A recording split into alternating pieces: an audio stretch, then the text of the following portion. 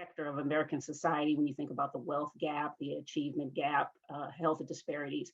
This is racism, meaning the systemic or the systems of oppression based on racial categories. So I myself, being an African-American woman who, like Du Bois, found this ranking of white superiority and Black inferiority that has governed American society since settlement in 1607 to be deeply troubling.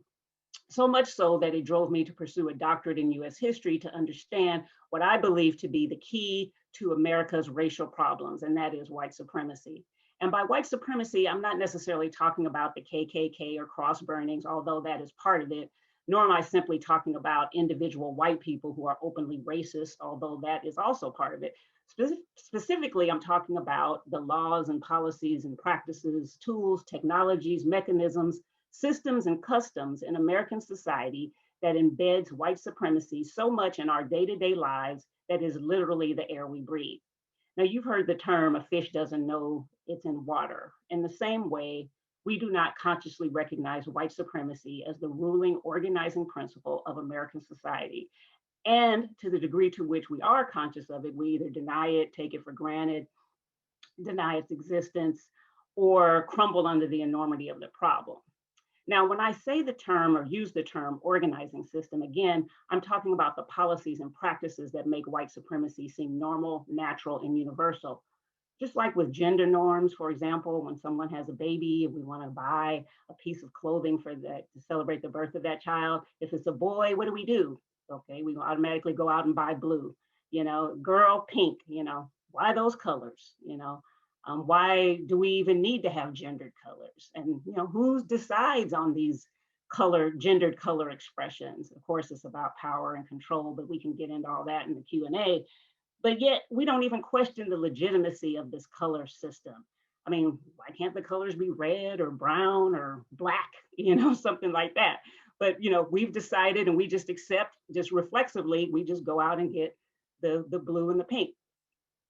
In fact, the gender norms are so embedded in society, I defy you to go to any baby section and find any colors other than the blue or the pink, or maybe you'll see a white or a soft green or something like that, but you won't see a black or a red. So if you get my point. And similarly in the built environment, I mean, it's designed for people who are able-bodied and of a certain height.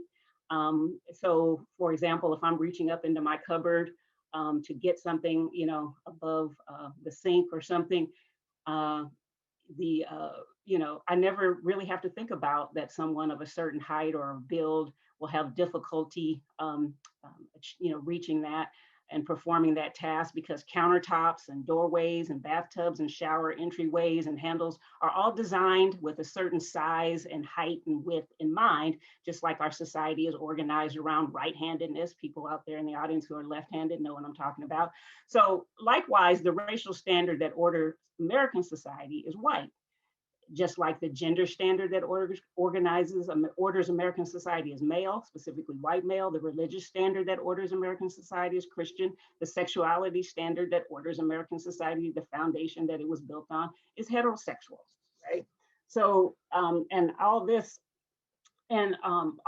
is about our institutions. And so within all of this, our institutions in American society reflect, promote, reproduce, and reify these standards over and over again, almost unconsciously. And so on the issue of race, since childhood, I always wondered how this system was established, and specifically why did white supremacist systems and many white people direct their angst against Black people? And why did these same systems and people enslave Black people, inventing the transatlantic slave trade in the 15th century, specifically for the enslavement and subjugation of Black people? And since 1619, when enslaved Black people began arriving in what is now the US, and since the Jim Crow period from the end of the Civil War to the late 20th century, and to what Michelle Alexander calls the new Jim Crow into the 21st century and today, white supremacy is the backdrop of our racial history and problems. Thus, my PhD dissertation tried to answer this question, and my book, The Making of American Whiteness, which will be based on my dissertation research, seeks to explain the origins of American whiteness specifically and anti-Blackness generally. So most of the book, and in fact, most of the books about race, they really don't discuss the origins of American whiteness, nor do they name all the racist policies and practices historically against Black people, specifically as white supremacists, or the racism against Black people in America as having its historical origins in whiteness. Legal scholar Kimberly Crenshaw, who coined the term intersectionality, once said, "You can't solve a problem if you can't name it, and you can't see a problem if you don't frame it." So my research and book attempts to both name and frame what we call race and the race problem as the problem of white supremacy, both institutionally and structurally, and in some ways individually. Now, before we open it up to questions, I want to read a few pages from a chapter of my book that gives us the history of the origins of American whiteness. And then we can spend the rest of the time fielding some questions and discussing what this history means and what it looks like today, and how we can overcome or mitigate this system of white supremacy that governs American society. So I'm going to read to you from chapter 2 of my book, and the chapter is entitled "Duty Boys, Company Tenants, Slaveholding Ladies, and Wealthy Planters: How the International System of Slavery Made European Immigrants White, 1619 to 1650. If the development of American whiteness was inevitable from the activities in the 16th century that connected the English African Company and aspiring slave traders to the international system of slavery, then almost every European person who migrated to or was born in Virginia in the 17th century participated directly or indirectly in making American whiteness take hold by internalizing the racial precepts, i.e. anti-Blackness, white racial hegemony, etc., passed down from each one of these predecessors that made Blackness synonymous with slavery and whiteness synonymous with freedom. The manifestation of this North American version of white supremacy began not in 1619 with the arrival of the first groups of enslaved Africans in Virginia, but in 1607 with the arrival of the first group of European planters, investors, and indentured servants and others who began the brutal process of colonizing Virginia. Besides the massacre and removal of Native Americans, as well as the outright theft of their lands, the making of American whiteness gained its regional coherence with wealthy planters leveraging poor and indentured Europeans to consent to their leadership and adhere to the social structures they established. In return, poor European immigrants gained the possibility of social mobility and received favored economic, political, and social status over indigenous and African peoples, which are the structural expressions of American whiteness. Thus, at the precise moment that poor Europeans heeded the call to help planters and investors in the colonization of Virginia, the racial precepts inherited from the international system of slavery took on a new paradigm and shifted the structure of social relations from class to race, with the alignment of the interest of Europeans to the expectations and quid pro quo inherent in the privileged social position whites, especially poor whites, were given over non-whites in Virginia and the New World, regardless of wealth, for centuries to come. So instead of the usual caste-like dynamics that govern relations between poor and wealthier people in European societies, in the New World, when poor and indentured Europeans agreed to relinquish their self-determination to that of wealthy planters, investors, and representatives of Virginia society, the administration of European colonialism and all its intended features was restructured to include a duty to poor whites. And at once, poor whites became junior partners in the making of American whiteness, a role that was key to the entrenchment and spread of white supremacy throughout the New World. For poor Europeans, the choice to tie their fate to their wealthier, well-traveled countrymen was an easy one, faced with all sorts of uncertainties up to including death.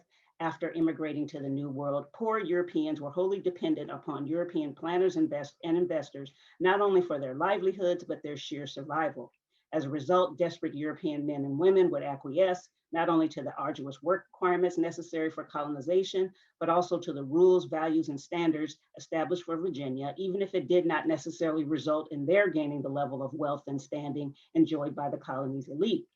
For this concession, Virginia leaders instituted legal restrictions that limited the length of their indenture, which ensured that the social position of poor Europeans would never be as low as a slave. This policy meant that, at best, Poor Europeans would have opportunities for land ownerships and good jobs, and at worst, a social position above that of enslaved Africans. Moreover, these compromises established the fundamental relations between whites, regardless of standing, that paved the way for their shared identification with whiteness. And this shared identification with the expectations of whiteness was the object around which their abiding duty to each other was secured. Therefore, willingly submitting to indentured servitude for a specified period of time did not hinder the possibilities for prosperity or whiteness for Europeans. On the contrary, temporary servitude was the price of the ticket that ensured poor Europeans social mobility and other benefits in the New World that came with the conferral of whiteness. How exactly did European servants achieve the economic security and the social position they so desperately desired with an embrace of American whiteness? The most successful in Virginia did so by emulating their masters in a belief in propriety as whites over the homeland of indigenous people and by assuming their superiority over African people. In doing so, they became permanent constituents of the elite and co-conspirators in the creation of American whiteness by collaborating with Virginia leaders in the theft of Native people's lands and in the expansion of the international system of slavery. So, so as you're getting your questions ready, let me talk to you a little bit about my research for the book. So again, most of the research was conducted in writing my dissertation. I was a scholar at the Library of Virginia in Richmond, where I spent 6 months studying the extensive 17th century collection of records. And they, amazingly have all of these records from the 16th century. There was a fire in the 1640s some of the records, there was a fire and some of the records around the 1640s got damaged, but really from almost the entire 17th century, the Library of Virginia has these records. And so what I did is spent time studying court records, census records that at the time they called musters, but it's basically the census, records of slaveholders, records of the Virginia government and leaders, as well as the laws of the colony, all of which form the basis of my conclusions. And I share a number of stories within the book that help base my arguments. But I want to say too that when I began thinking about American whiteness, I did not set out to be a scholar of the early 17th century, but the historical records of the 20th and 19th and 18th centuries did not sufficiently get at my questions. So I went all the way back to European settlement in Virginia, which was England's first North American colony. And it is where I found the information that will form the basis of my book. And so the records that I studied shows overwhelmingly that white supremacy got its regional, what I call the American coherence, with the laws and policies and practices that favored whites, even poor and indentured ones, over Black and indigenous people. So I've talked a lot. We're going to open it up for questions here in a moment. But I want us to have a discussion about this problem of white supremacy, how we can kind of mitigate it or overcome it. As being what I deem as the organizing principle in which we live. But we work to overcome other organizing principles like sexism and homophobia. So I believe this is one that we can work on as well. And one final thing I'll say before we open it up is that if you are white, you do not need to be defensive about the system of white supremacy that governs our society and its role in the racial problems that are a result of this history. That said, we, all of us, we're all responsible for what we do with the knowledge of this history and how we behave. And hopefully, the goal is to try to create a just and equitable society for everyone. So with that, I'll stop and we can field some questions and open it up and have a conversation. I think the moment that we're in right now with, Oregon's racial history, obviously, what happened in the Capitol on the January 6th, and of course, all the deaths of Black people being shot by the police, from George Floyd, Breonna Taylor, all of that, and kind of the juxtaposition of that between how it was that the police handled the rioters at the Capitol. All of these things are fodder for our conversation to kind of think about white supremacy and race and it as an organizing system in American society, and how it is that my research of kind of talking about the origins of that over time, how that takes us into our current period. And so I use that as the foundation to kind of open up historically various touch points along American history, from settlement, the American Revolution, Civil War, all the way through, where we can see how this initial history kind of helps us to kind of get at understanding how this system of white supremacy has impacted the way in which race, and particularly Blackness, is dealt in American society. So with that, I'll stop and kind of see what kind of questions we have and flesh out some of these ideas. Thank you. So thank you, virtual applause. Thank you so much, Dr. Thompson. We really appreciate your comments today, and we've got plenty of time for discussion and questions. So I'd encourage folks, if you've got questions, things you'd like to talk about, or have Dr. Thompson speak about, you can press the Q&A button at the bottom of your screen and submit a question. And we've got a bunch of different questions here. So I am, well, probably won't be able to get to all of them, or maybe we can. I would like to go ahead and throw some of those out to Dr. Thompson. And so let's go. Yeah, so I think, we've got a question from Jasper Smith. I think it's a very interesting question here for Dr. Thompson, which is, what do you see as the role of popular culture in shaping, challenging, popular culture in shaping, challenging, and changing racism and white supremacy? How are the possibilities of representation in pop culture impacted with this within a system of racial capitalism? So there's lots of different parts there: popular culture, challenging, changing, and shaping racism and white supremacy, and then sort of thinking about possibilities of pop culture in, within a system of racial capitalism. Yeah, I mean, those are all important questions because they kind of all feed into one another. So from a capital point, money is to be made by feeding into kind of the racial categories that we have and kind of perpetuating a system of white supremacy. So when you look at,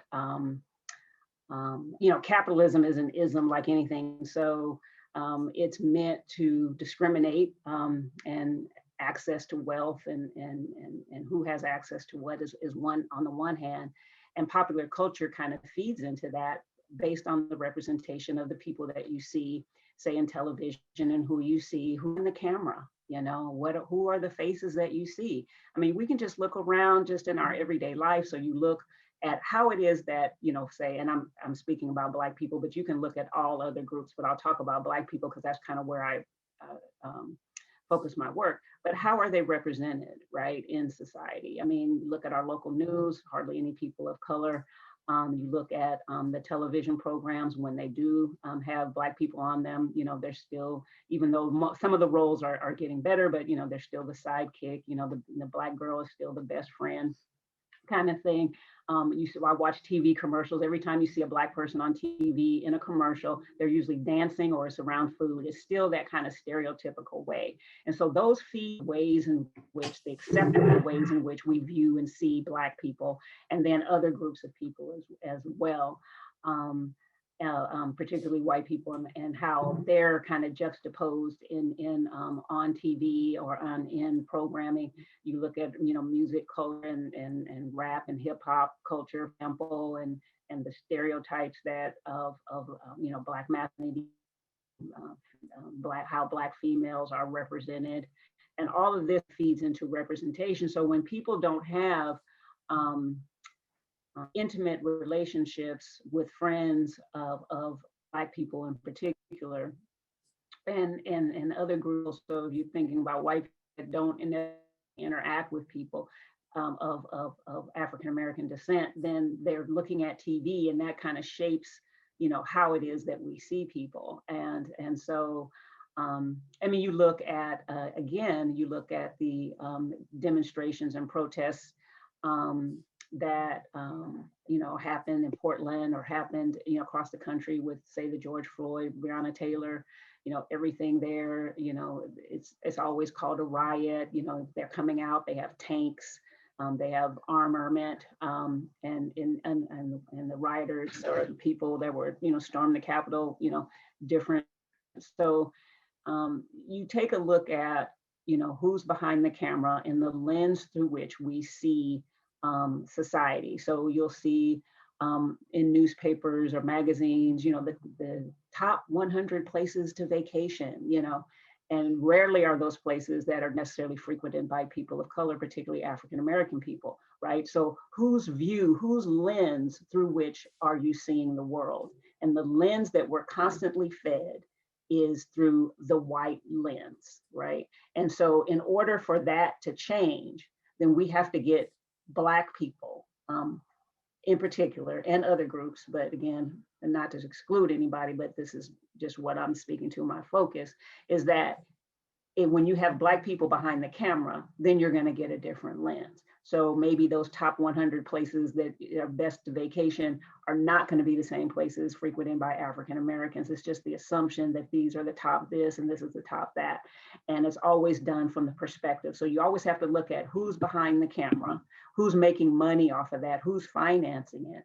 And you look at Hollywood in the movies that are portrayed, again, you're starting to see more women and more Black women and more people of other races behind the camera. But until we get more people behind the camera, more people making decisions about popular culture that are Black and non-white, that I think is when you can begin to have different images and people have different experiences.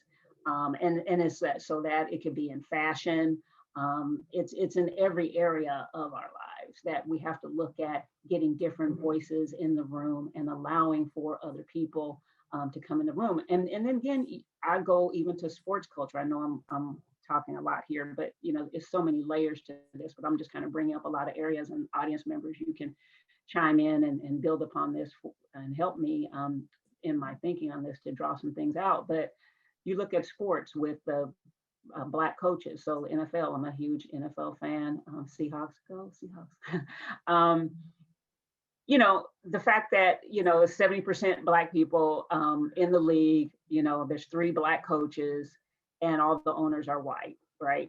And why is it that, you know, the players, obviously they play the game, you have, you know, top-notch coaches, you know, they can't seem to get a job. And it's really no, you know, they try to have this Rooney Rule about who can be hired, but it's really about the relationship that the owners have, you know, with the people, that they can just hire whoever they want. And attendant, they just continue to hire the same kind of people that they're used to, that they're all older white men, and they're hiring who they want. And that's really about their experiences and what they're used to, and not having personal relationships with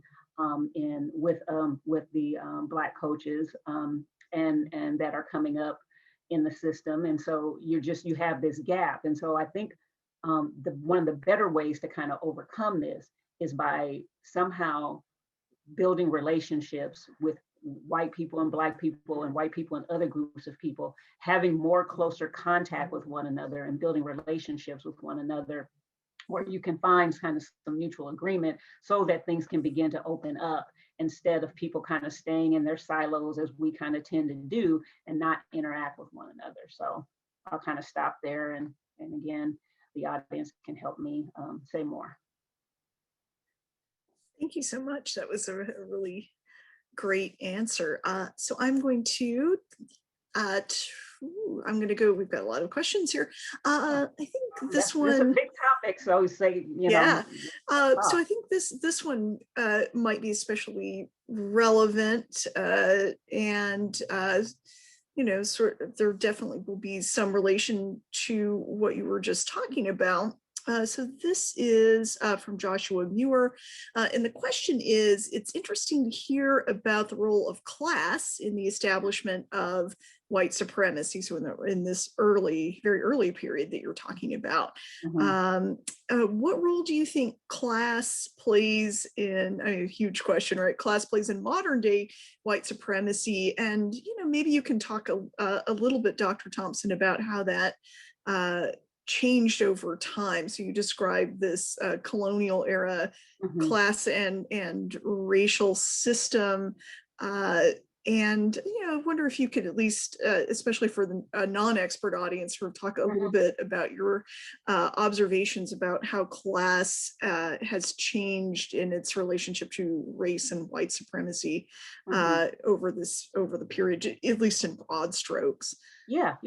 It's very key. First of all, kind of what you call poor, working class, middle class whites are the key to white supremacy, because the elites, it's not enough of wealthy white people, if you will, to carry out this system. So you need kind of everyday working class people to kind of buy in to the system of whiteness and white supremacy, or if nothing else, that they'll have opportunities for jobs and this expectation of some privileges and advantages. So class is the key, and we hate kind of getting into class kind of issues in American society, but if you have a capitalist society, then class obviously is the key. And so you've always had kind of a tension between wealthier whites, so the top 1%, and just kind of everyday working class people, white people in particular, because they're, as I talked about in my reading of my research, they're the regular working class European indentured servants and poor. They were the ones that were initially doing the colonial work and all the hard labor until kind of, they tried to get Native Americans, and then, but mainly it was them, and then African Americans kind of coming in, or African people coming in and doing that work. But there was always this tension because working class whites kind of never really felt like they kind of got the benefits and the rewards for their sacrifice. And so there's always been this tension. So you look at, at first, poor non-landowning white people couldn't vote, right? And so, after Bacon's Rebellion, which is, happened in the 1680s, and working class whites, it was like, hey, we want some of this land that these wealthy elites are taking from Native Americans too, and we've done all the work. And so they kind of, the wealthier whites kind of acquiesced to them and said, okay, hey, we'll give you some of this land. I mean, we'll allow you to kind of vote even if you don't own property. And so you had that moment after Bacon's Rebellion during the 1680s that kind of allowed kind of poorer people to kind of have this kind of be constituents of the working of the elites in and kind of like kind of supporting, allowing the elites to kind of carry out whatever their grand plan and vision was for the new world. And they kind of sat back and allowed that to happen. In exchange, I can vote, I can start accumulating some land and wealth. And so you just see tensions, even during the American Revolution, with regard to taxes and opportunities for gaining the level of wealth. So it's always this tension between the upper class 1% whites and regular working class whites, and what kind of opportunities the working middle class white people are going to have in society. And so throughout history, as you see advancements with African American people in particular, because that's my focus, but with other groups of people, as these other groups of people, whether racial groups or even, today when you look at people, the, LGBTQ, as you kind of have more and more advancements from other groups, regular working class whites, middle class, sometimes see that as kind of taking away from their opportunities. And then, of course, from a capitalism standpoint, as you start seeing jobs kind of going overseas, and just the nature of our changing kind of global economy and jobs moving out of the United States, then you see that the regular labor union type jobs, working class jobs, where you could just not have a college education and be able to work at GM or one of the car plants, manufacturing plants and support a family, most of those jobs didn't allow African Americans and other groups of people to kind of work there. And of course, you had, that happen over time. And so you kind of excluded African Americans out of those types of jobs or out of police work in certain areas. And so you had these kind of job categories where whites kind of had exclusive reign to that.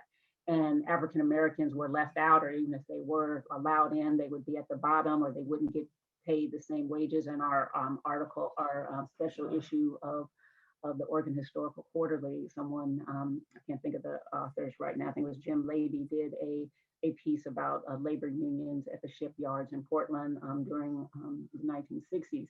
And African Americans were paid not at the same scale as the white workers, and the labor unions fought to keep African Americans out. So you see that the working class whites have historically wanted to keep African Americans out. One, because they wanted to have the money, obviously, and the access to the benefits of those jobs, and felt like that the more African Americans would come in, then that would decrease their opportunities. And so they were looking then for the bosses, the business owners, society in general, to have certain neighborhoods and certain schools and certain opportunities and access to resources, whether it be loans to the working class whites, and to keep Black people out. And we had a system through Jim Crow that did that very nicely until civil rights and other things. I mean, these things have happened. Obviously, I'm going from the 17th century, broadly speaking, but just that you can just go to any historical period and you see over time, again, when you look at African Americans, when you're kind of coming out of slavery, you saw African Americans then starting to vote. Now, next Monday, the 16th, whatever day that is, I think it's the 16th or 17th, Herium Rebels. He was the first African American voted to the Senate. That was in 1876. So, and I think we've had 10 total. But so, that after the American the Civil War, African Americans then were starting to vote, and so then they were then having voting blocks to where they were getting in Senate, getting a couple senators, and then you had other people kind of getting patronage jobs, up in Washington D.C. and then those and then so then you had kind of regular poor and working class whites, being threatened by the fact that you got all these hundreds and thousands of African Americans then who have access to the vote, voting then their interest and kind of locking out or having the potential to lock out whites from these jobs, and obviously to create political power. You had the rise of the Ku Klux Klan after that. So you see that historically throughout the time when you have Black advancement in particular, then you have this inflection point in society where whites are kind of lashing out, one, because they see it as a threat to their social position in society. And again, they're lashing out against African Americans when what they really need to be doing is kind of lashing out at the elites. But I guess that's, whites who are kind of controlling everything. We can talk about the reasons why that doesn't happen, but, it's kind of easier to blame, that person that you're kind of, can have, power over, if you will. But anyway, and so then you see, the angst going against African Americans. So you see all the laws and policies from Jim Crow, separate bathrooms, separate, everything in American life, separate, blood banks, couldn't give blood at the same place. I mean, just kind of all stuff that seems ridiculous even today.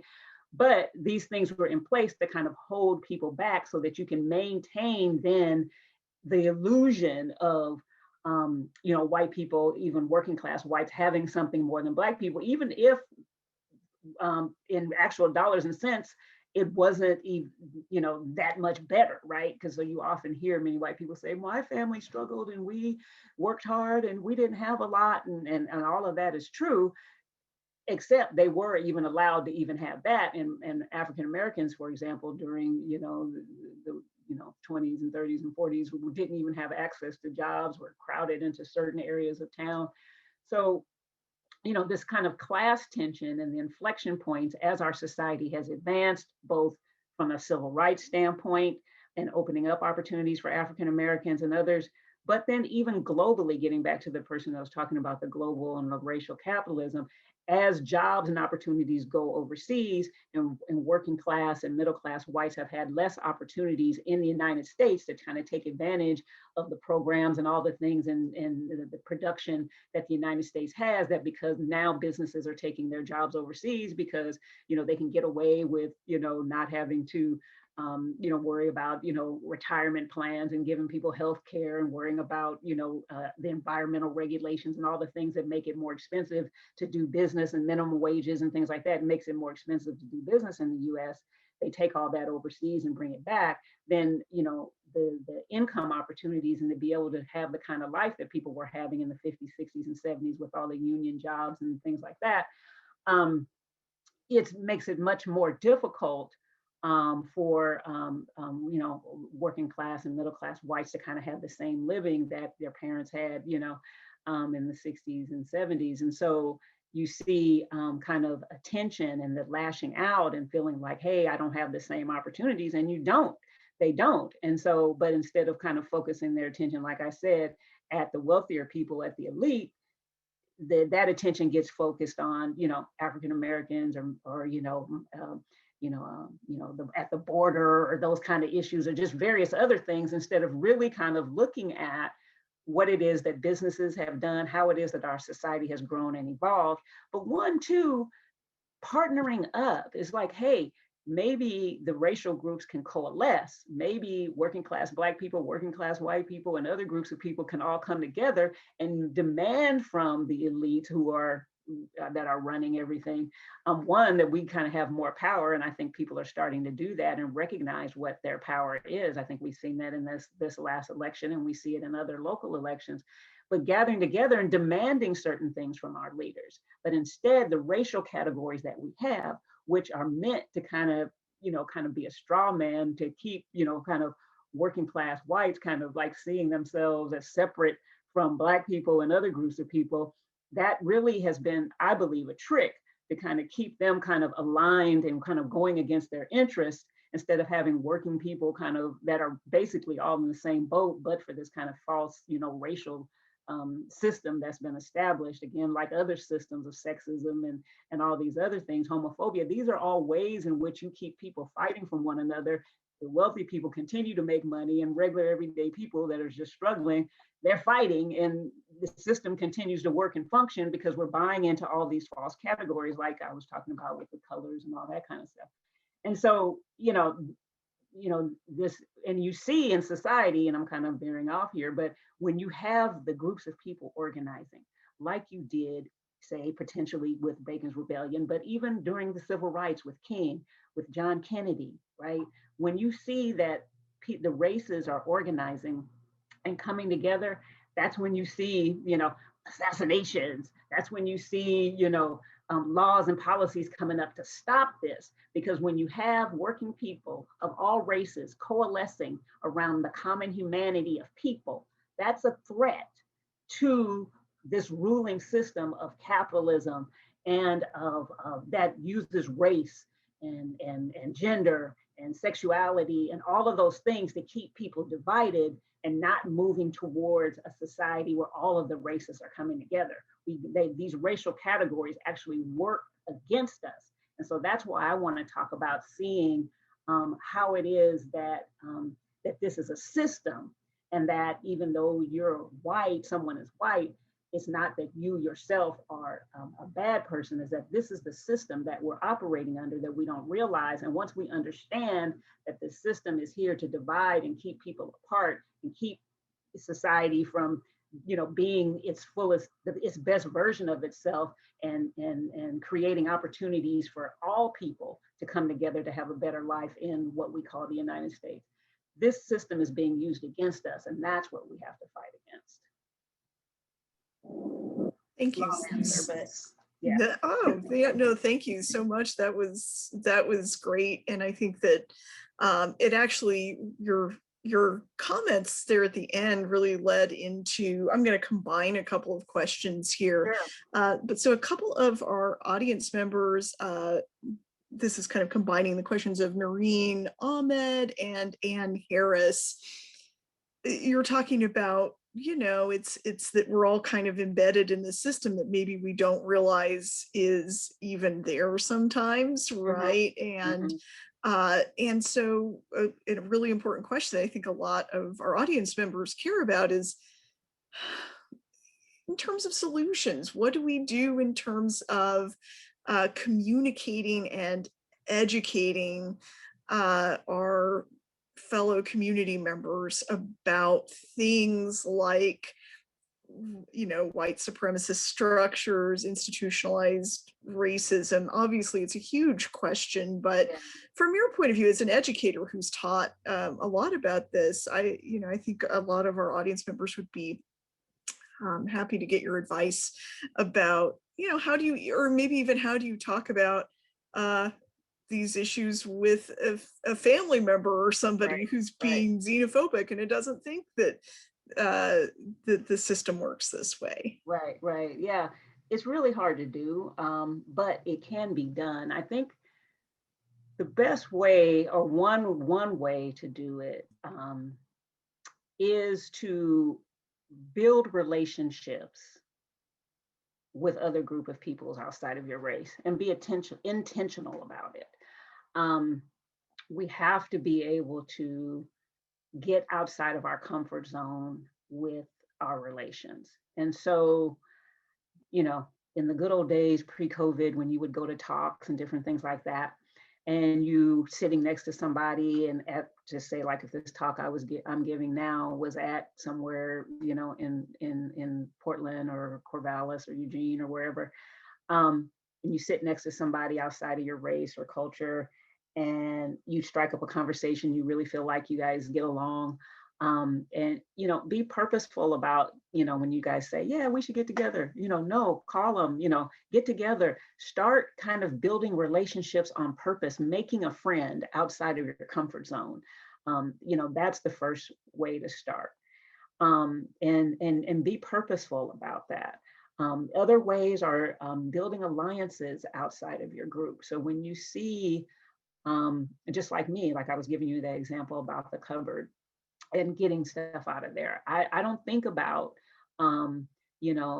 people with disabilities, you know, in places when I'm, you know, oh, I'm going to take the stairs, or I'm going to do this, you know, or if the elevator's down, I do this. But if I'm going to be on like committees and boards at work or where I am in my community, then I need to voice up and advocate for people with disabilities when I'm on a committee about, you know, safe streets in our community or something like that, that I have to be sure that I'm thinking about other people. And it's really about recognizing the humanity in everyone, because again, the skin color and the religious differences and all those things, that's superficial, right? We're all human. And so we have to recognize that we're in this system that is bent on keeping us divided. And it works, right? It takes us to kind of keep it going, and we do. And so how is it that you get family and friends or coworkers and neighbors kind of out of that process who are feeding into that? um, it really starts with kind of building relationships, and then speaking up about it, not beating people over the head, but just kind of broaching it when it's appropriate. And just kind of knowing, like, if you know that this is the system, but yet you know somebody else doesn't buy into it, then it's not going to work by you kind of just beating them over the head with it. But you have to kind of be kind of, you know, slick about how it is that you kind of interject ideas and opportunities that kind of say, hey, you know, all people are the same, you know, we have to work together. The goal is to build, you know, a society that's open and equitable for everybody. You know, we're all human beings. And you have to kind of come at it from the humanity and the fairness of the situation, and just kind of point out that. And so that's kind of where I begin to talk about how we can deal with it. But, you know, building alliances across, you know, race and class and religious lines, again, people who are totally different from you. You know, so most people deal with people that are the same race, especially when you get out of college. You know, you're dealing with people of the same race and of the same background as you. And you just kind of fall into it because that's just kind of how it is. I mean, I have to break myself of that as well. But I do, and I do it on purpose because that is the only way that things are going to change. But then I also have to call out, things that I do see in our society, whether it be in pop culture and in other areas of our society, that when we have our blinders on. And I'll just give you just kind of a brief example of when COVID was in the throes, and people were opening up many little schools in their garage, kind of wealthy suburban moms are hiring people or whatever to work on to tutor their kids. And I actually called into Channel 8 News and told them they were doing the stories on that. And I'm like, everybody can't hire somebody to come into their home and teach their kids. Some people are at work and they have to work. And, so it's just kind of elitist to, I mean, yes, that's one thing that people are doing, but what we need to be talking about in addition to that, and probably more so than that, are all the people whose kids are at home, who may not have access to food, who don't have the internet, who may not have a computer, right? That's more of the people. And so what our news people are telling us is they're focusing on this kind of suburban mom who's able to have the money to hire a tutor for her kids, as opposed to the overwhelming majority of people across racial lines, but particularly in communities of color and poor people who don't have internet access and who don't have the ability to hire somebody whose parents are at work and the kids are left at home to study, by themselves or whatever. So we need to kind of speak out when our institutions and workplaces, to the degree we can, without necessarily losing our jobs, but particularly our institutions are not serving the overall goal of equality and only giving us one view of society. And so it's our job. So I picked up the phone and I called and just even with the COVID appointments, oh, get online and make your appointment. Well, everybody doesn't have access to the internet, right? Everybody doesn't maybe even have a cell phone. Just this assumption that everybody has access to this. Those are things that are class-based, oftentimes underlying race-based.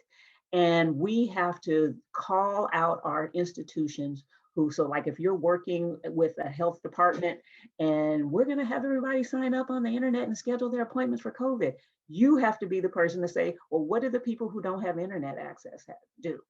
What if they don't have any family or friends in town to help them navigate this system?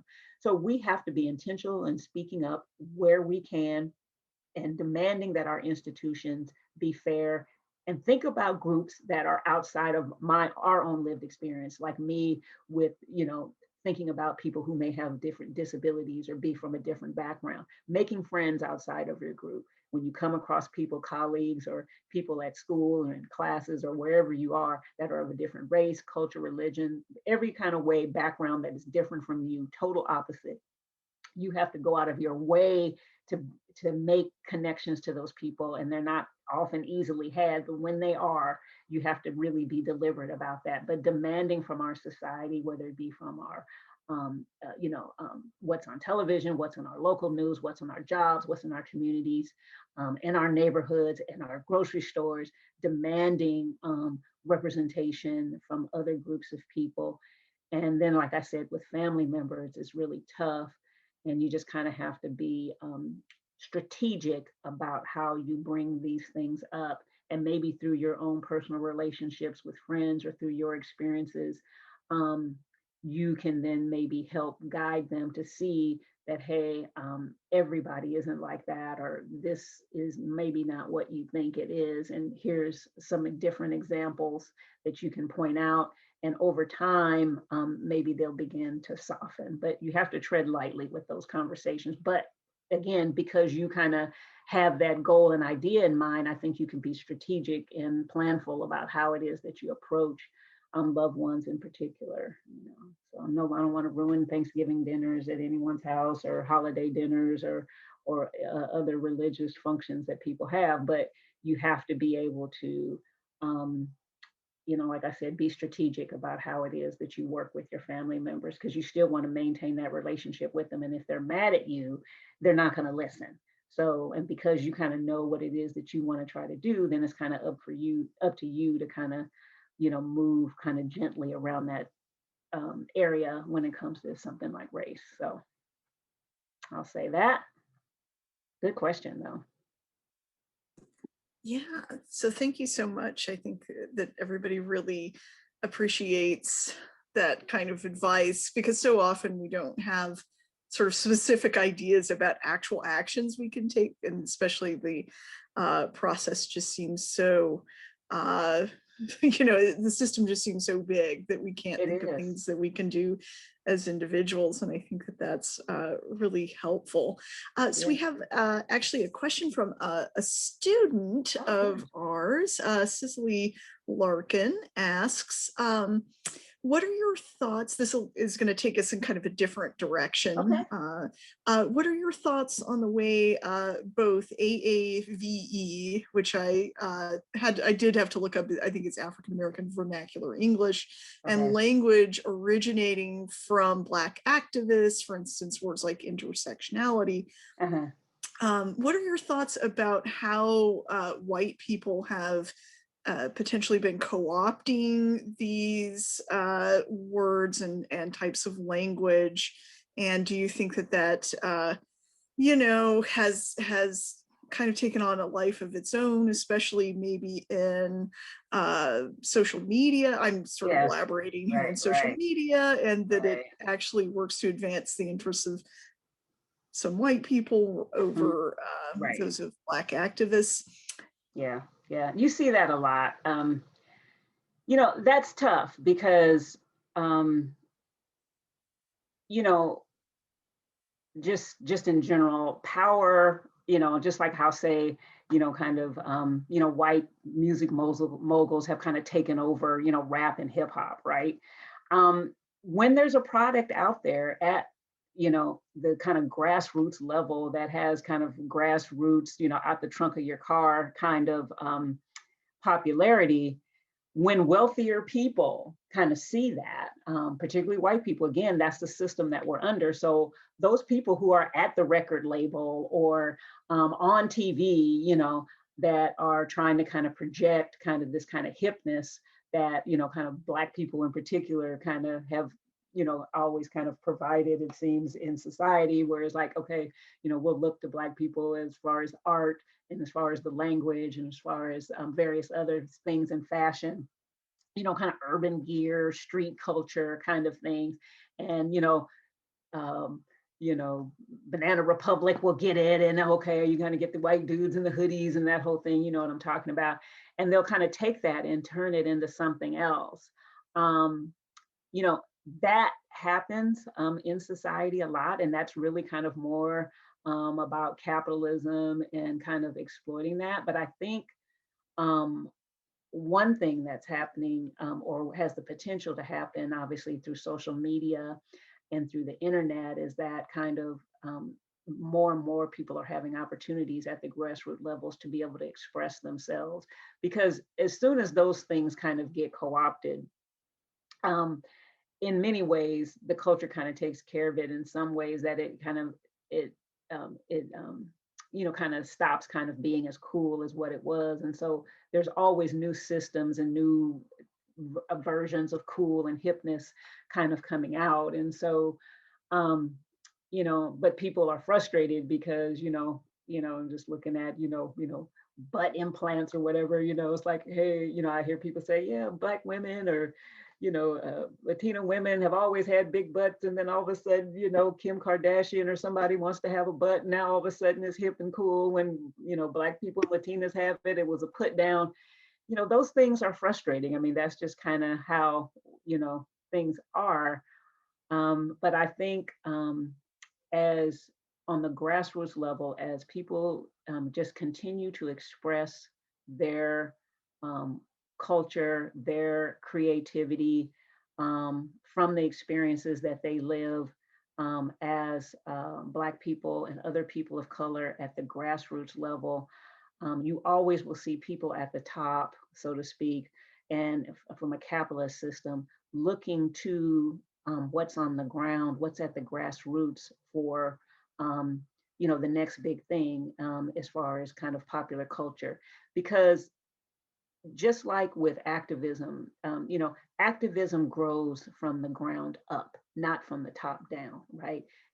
Once people kind of make it at the top, it's harder and harder to have that kind of hipness and that edginess that people once had. And so you'll always kind of see this co-opting, but it'll never in some ways kind of overtake it. It'll kind of grab a hold to that one thing, but it's always at the grassroots level where you see the energy, where you see the creativity, where you see the activism. And although people will take it and begin to make money off of it now with the internet, grassroots people are able to do that, and in doing so are able to kind of bring more and more people of color and other people who are activist minded or who are creative minded, regardless of race, bringing them into the fold and kind of expanding the tent of kind of the underground kind of grassroots creative spheres in society. So, I just think that the grassroots is kind of where it's at. And once people get to the top, when you talk about capitalist businesses and things like that, they're always going to be looking to the grassroots because that's kind of where the masses are. That's where the edginess is. So street culture, urban culture, the things that the city says, ooh, the urban, that's bad, that's where all the drugs, that's where all the crime is. But it's something about that environment that kind of fosters kind of a level of creativity and experience that people who are away from that tend to kind of lack the ability to kind of capture, because that's kind of real, that's edgy, that's everyday life.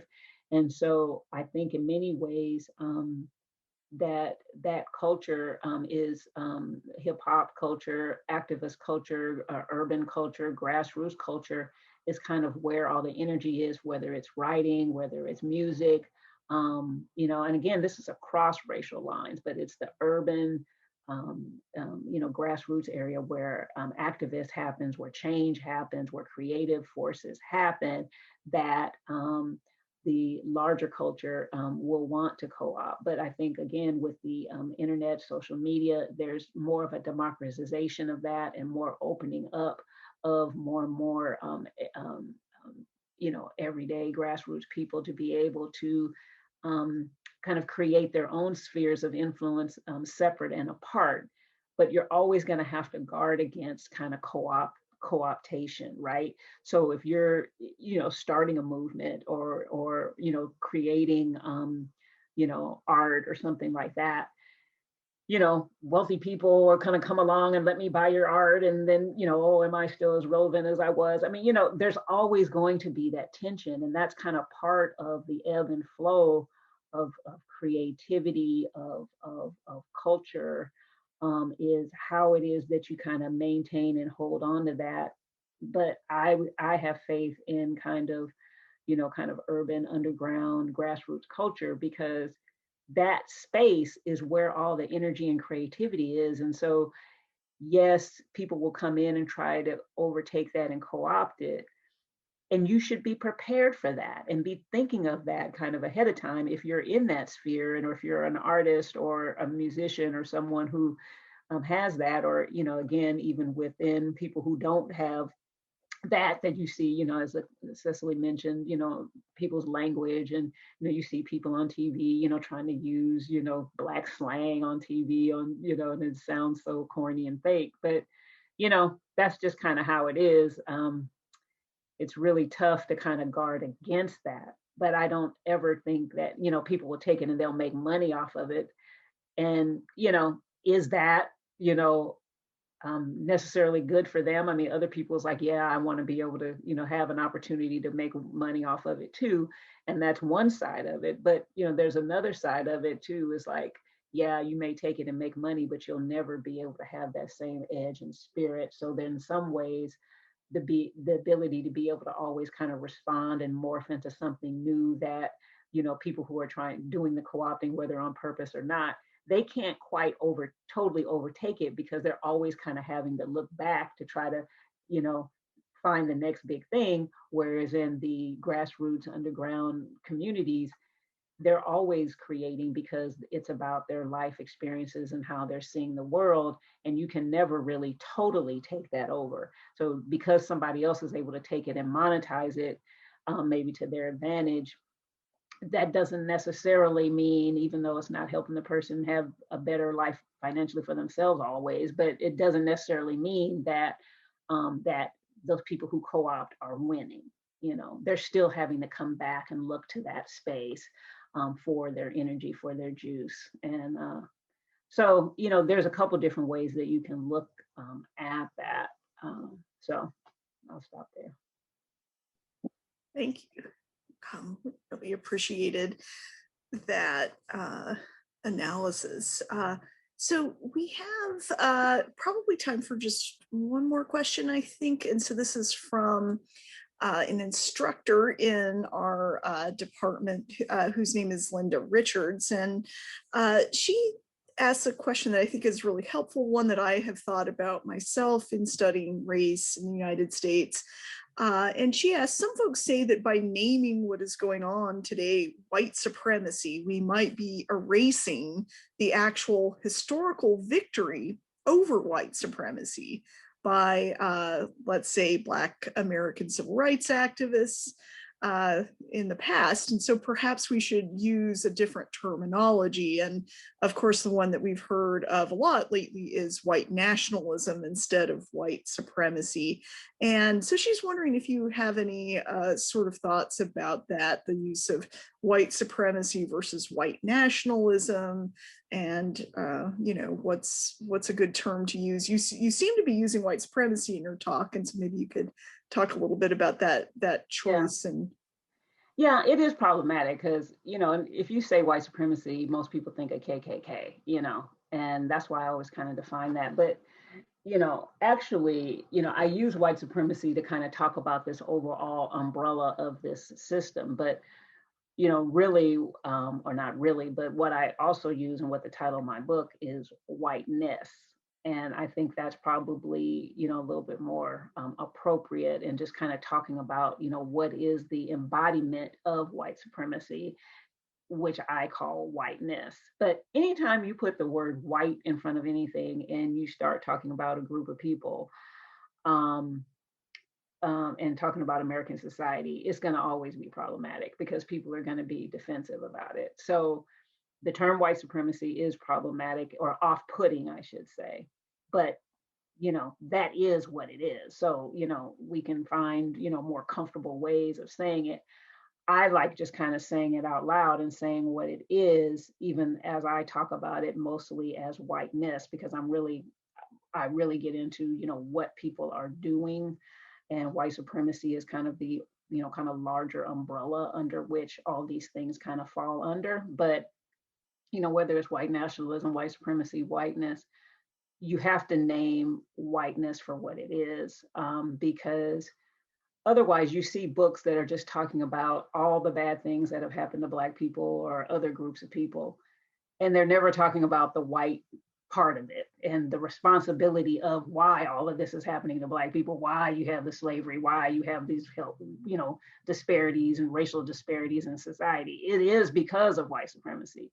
But I think the key is then to be able to break that down. Now, to the everyday average person, I'm not going to probably use that term, because we're in, kind of a college setting, then I can talk about it that way. But, if I was talking, to a neighbor or just, family members or something like that, I might use, another term. But we do need to name the system, because I think that's part of the problem, is that we don't talk about what it is that is confronting us. And it is the system of white supremacy, of privileging or organizing our society through the values and the ways, that people who created the racial categories of white, and the way that has kind of driven the policies and practices and institutionalized our racial categories in society, that have set up rank and order in our society based on race. That is the system that has that has caused the problems that we have. And so we have to find a way, and that's one of the things that my book is attempting to do. But as scholars, as historians, as students, and as people just in general who are concerned about race, yeah, we do need to find kind of the language to make it, open to other racial groups. And so some people will say, just talk about race, but all the things that they're talking about is whiteness. And so I just really feel like that you have to name what it is and then kind of break it down. But I do believe you have to kind of make it audience specific. And oftentimes, like if you're in a classroom, you have time to unpack that.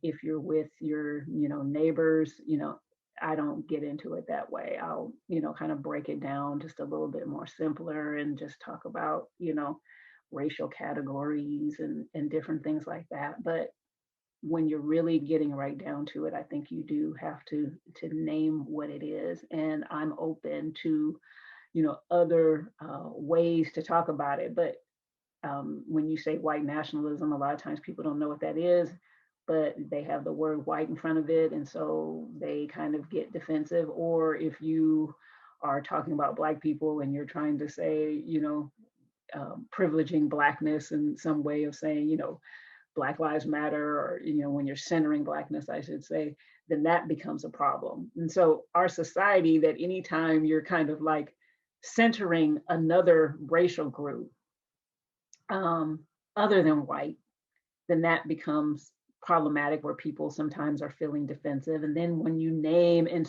talk about whiteness in a negative way, then people get defensive on that. So you're just kind of always just kind of battling how it is that you talk about these things. And so I just believe in just kind of telling it like it is when I'm in a talk like this, or in book form or article form. And then, just like I was saying, for the person that had the question about, how do you talk to family and friends and how do you make a difference? When you're just kind of in your everyday communities, you have to kind of find creative ways to kind of, ease into the conversation of talking about what it is. And then as people are ready to hear you, then you can kind of open it up broadly. So that's the approach that I would take. Righty. So thank you so much, Dr. Thompson. I think we wanted to go ahead and wrap up here at 5:15. So Yes. again, great virtual applause. And thanks to everybody Questions who asked questions. We really appreciate your attendance and your questions. But before we go, I'm going to turn it over to my colleague, Nicole von Germeden, who's going to just say a few more words about upcoming events in the series. Thank you so much, Dr. Thompson. That was really excellent, and just like a lot of uplifting, positive suggestions, which I appreciate. I'm just going to end things out kind of formally, in that we have a couple of other talks coming up. If you're interested, in a couple of weeks, we have a professor from Oberlin College going a little bit further back and broadly into the African diaspora, talking about free Black women in Mexico. And then we also have another scholar coming up mid-March, Michael Dickinson, who is calling in from Virginia Commonwealth University, and he's talking about West African cultural survival in the early Black Atlantic. And I just also wanted to add, I know Professor Thompson mentioned that she has a book manuscript she's working on, and she also has her edition that she worked on with the Oregon Historical Quarterly. So I really recommend that keep an eye on her publications on Amazon or what have you, and then maybe go out and look for that Oregon Historical Quarterly journal if you want to learn more. But thank you, everyone, and thanks for being such a great audience with so many probing questions, and especially thanks to Professor Thompson for so many energetic, positive answers. So I'm going to show our final screen there and end our discussion. And again, thanks to the audience and the speakers. And see you.